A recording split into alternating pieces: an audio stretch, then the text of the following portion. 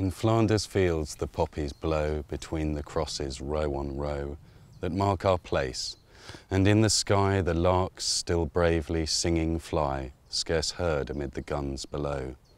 We are the dead. Short days ago we lived, felt dawn, saw sunset glow, loved and were loved, and now we lie in Flanders fields. Take up our quarrel with the foe, to you from failing hands we throw the torch, be yours to hold it high. If ye break faith with us who die, we shall not sleep, though poppies grow in Flanders fields. This is the first reference to poppies in association with war in a poem by a doctor called John McCree, who was on the front line in the First World War. It is 100 years this year since the outbreak of the First World War, and it is a war that changed everything in the modern era. So no one was to know that a few short months after the end of the First World War and peace is declared, that the Western Front was going to be covered in blood red again, but this time it was with fragile, beautiful poppies. It's what started and planted the seed of the poppy being the symbol for remembrance and respect for those who give their lives and gave their lives.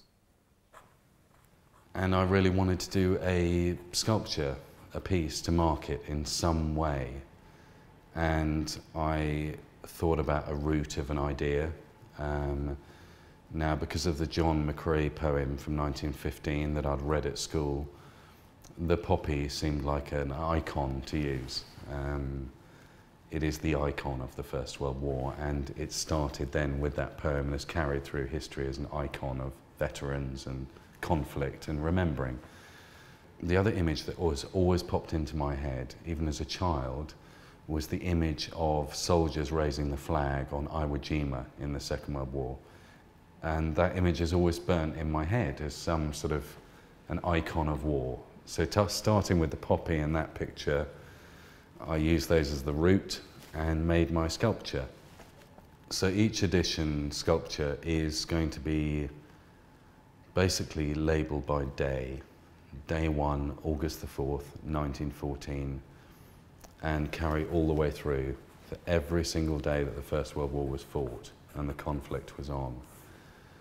And that makes each sculpture unique, and as unique as every single day was in the First World War, and as unique as all of those who died in the First World War, which was really important to me.